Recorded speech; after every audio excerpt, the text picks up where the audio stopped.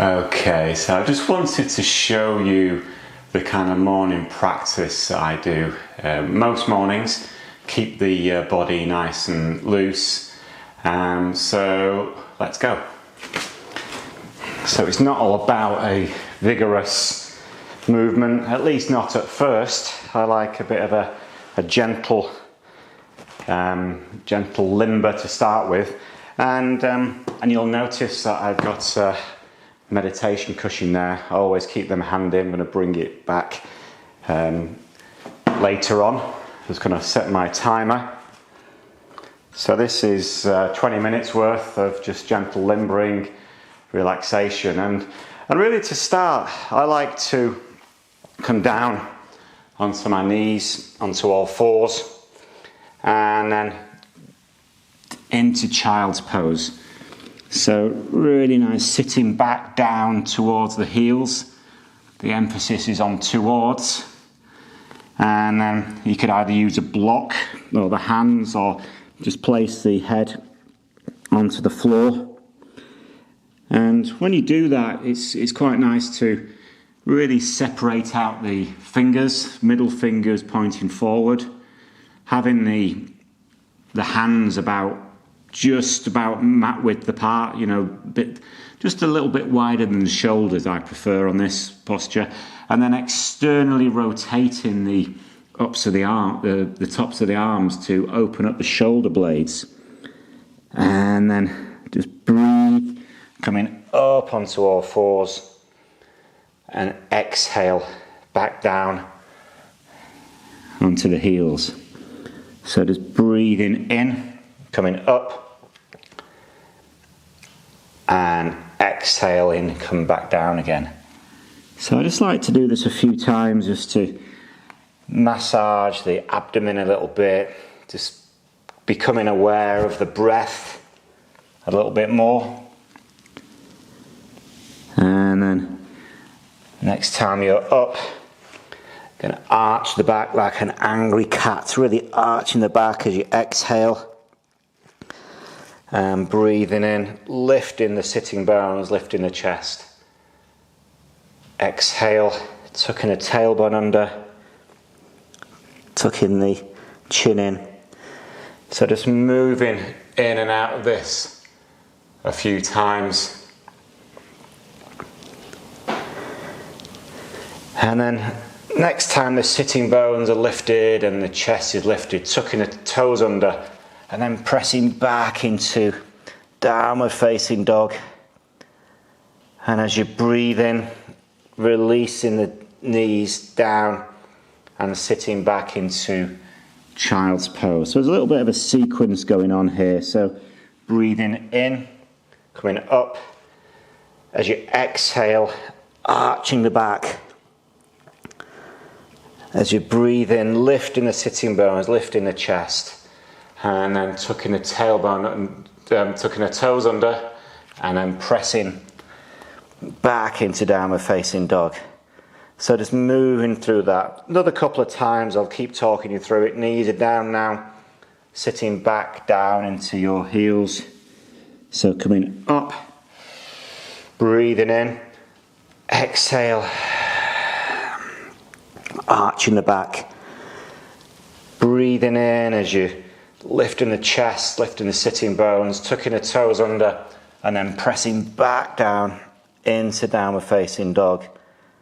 And then just breathe, release the knees, and sitting back down again. And this time we're going to do one more round, but stay up in downward dog for a few breaths. So breathing in, coming up, tucking the tailbone under, the chin in as you arch the back, and then as you breathe in, lifting up through the chest, up through the sitting bones, tucking the toes under, and being in downward facing dog. And let's just walking out the dog by simply bending one knee, straightening the other. Really nice, right side, left side, swinging those hips. Keep pressing the chest back to the thighs.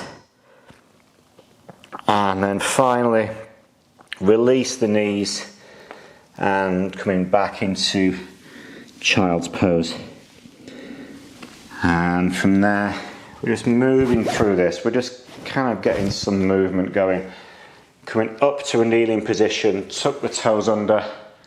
So opening up the backs of the feet. And then breathe, interlink the fingers, and pressing the palms of the hands up into the air. Open the chest, tucking the tailbone under a little bit so we're not overarching the lower back. And then release. And nudging those fingers along one. And then pressing the palms away as you breathe in. Coming all the way up. And all the way back down again. And then from there, just flattening the feet. So it's opening, this is a counter pose, and flatten the feet and you get a nice opening from the knees down to the toes. And if you wanted to, you can press the fingertips into the ground just to open up the front of the shins. If you're really sort of crazy about this, you can turn it into a balance by bringing the hands into Namaste, but hey, this is first thing in the morning material now. We're cool Fonzies right now, so let's not be too pushy. And then pressing the fingertips into the ground and then coming up into a standing position. And just keeping the knees really bent. Look how bent my knees are in this. And it's all about releasing the back, releasing the shoulders, shrug them a few times. Really good thing to do. And then keeping the knees bent and rolling all the way up the spine. Keeping the chin tucked in.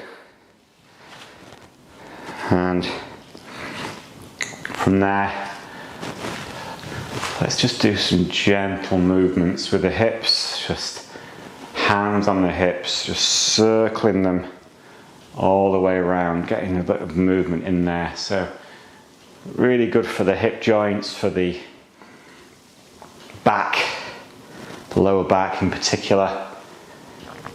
Just getting a bit of mobility, that's what it's about. A moving hinge never rusts, as they say. So let's just let's move in the other direction now. That's nice. Yeah, just enjoying this. And it's a very simple movement, but it's amazing how many people struggle with this, especially if you've been spending too much time in a gym and not enough time stretching off or doing any yoga postures afterwards. So lots of tension can build up there. And then let's just shake off the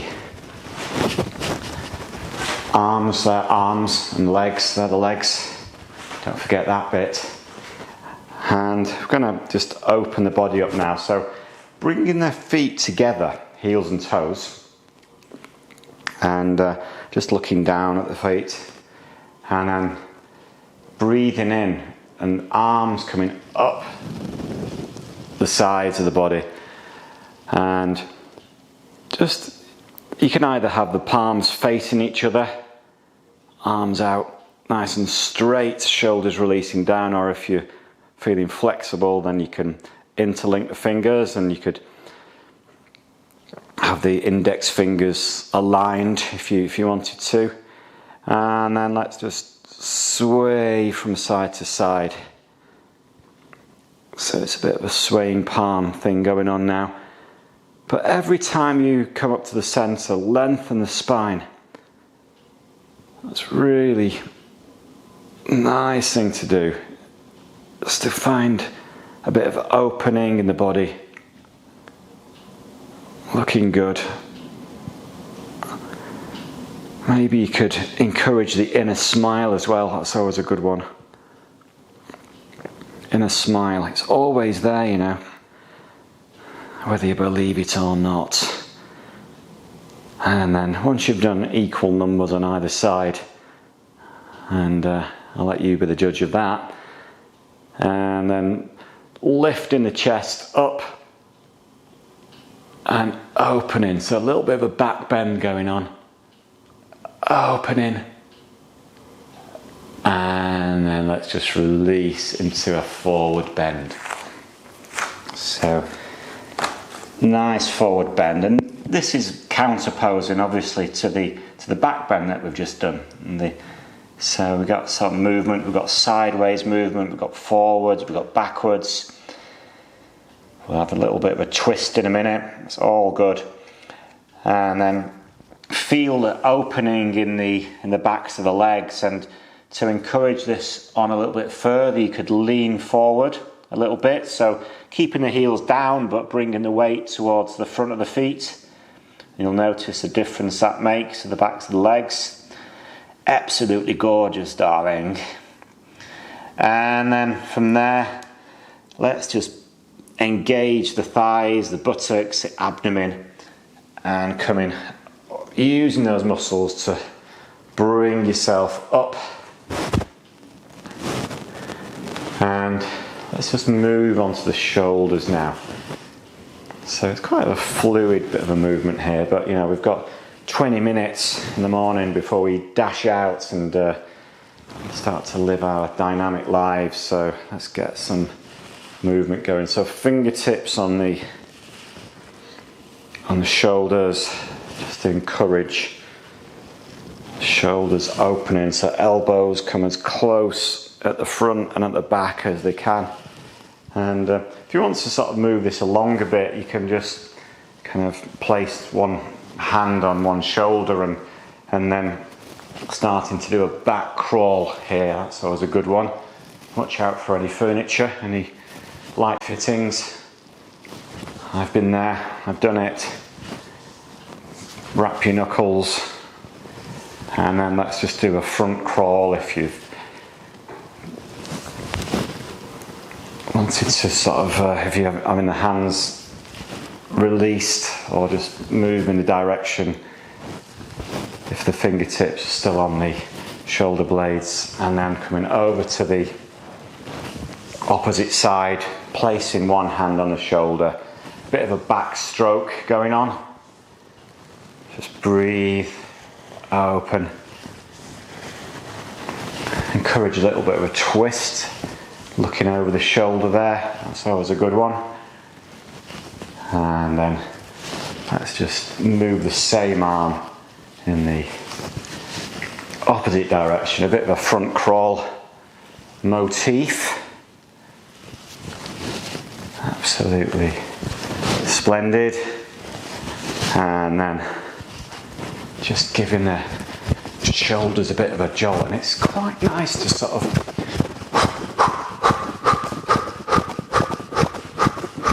really sort of release those shoulders down. You could even come off the ground if you wanted to. A bit of a Maasai warrior type of vibe going here.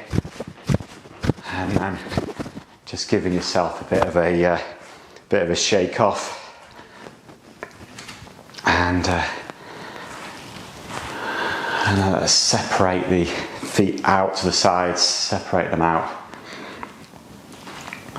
And having the feet in a 10 to 2 position, so feet separated out, breathing in, arms coming up into the air, and then bringing the left hand down to the right ankle. So twisting right across the body, bending that right knee, coming all the way up, and then right hand over to the left ankle. So we're just going to move from side to side, softening that knee as we're coming up. So just do this a few times, feeling that opening in the backs of the legs as you're coming down. A little bit of a twist in the spine. The shoulders are warm, hopefully, from the movement that we've just done. So really is a great way to start the day. I find it very Moorish, this type of thing. Can't start my day without it.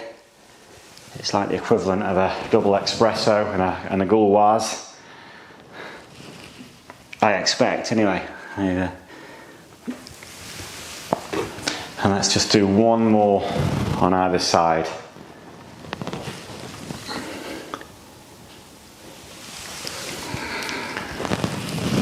And bend the knee, coming all the way up. And bringing the feet together. Bringing the legs sort of in, not together, just giving them a shape, that's what I meant to say. It's high pressure, you know, doing this.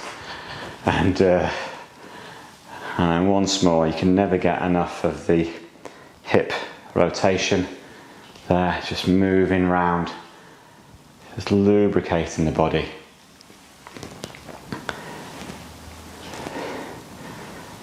So it's quite a short practice. It's just getting ourselves moving in terms of the physical movements.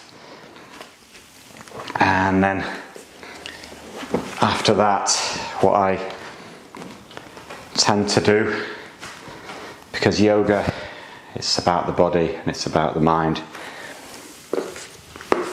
Sit in a comfortable seated position. It could either be on a chair or get yourself a jazzy meditation cushion or a stool. Sit cross-legged. You could be in your school assembly pose, that's absolutely fine.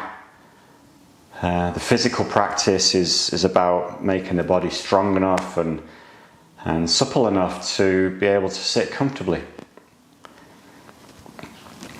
Just placing the hands either on the knees, palms down or palms up. You could adopt a mudra if you wanted to. It's entirely up to you. You can have the hands stacked on top of each other. But simply closing the eyes. So connecting with the ground underneath the body. Lifting up through the sternum. So there's purpose about this. It's not about slouching down. It's this purpose. There's a relaxed awareness about this seat that you're in. The head is balanced on the neck. It's not looking down. The face isn't looking down or it's looking up. It's just nicely balanced. You've got symmetry about this. And simply bring the awareness to the breath. Breathing in, 2, 3, 4, and breathing out, 2, 3, 4. Breathing in, 2, 3, 4, and breathing out, 2, 3, 4. Just breathing in and out, just allowing the breath to be long and smooth. Allowing the breath to be natural.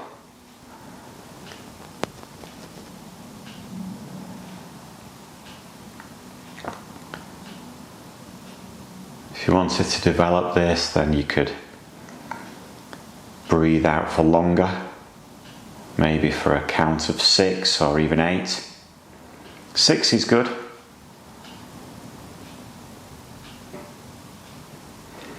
But just use the numbers to give you an idea of the length of the breath. Drop the numbers as soon as you can. It's just another concept.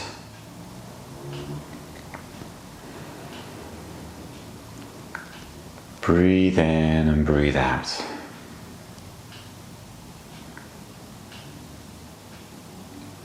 And if thoughts arise and ideas form, as they inevitably will, just ever so gently bringing the awareness back to the breath.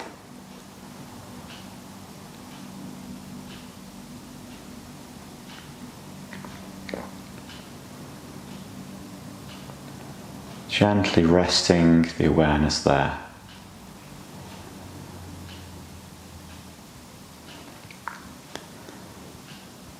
So you could either continue with this practice, you can stay here for another 5, 10, 20 minutes, however you want to do. Or you can simply just bring the chin down to the chest. You can open the eyes and gently raise the face. And just sit there for a few more moments. There's no need to rush off. Just taking in your surroundings, maybe being aware of any noises outside, birds singing, that's always a good one. Any colours, the sun rising. Namaste.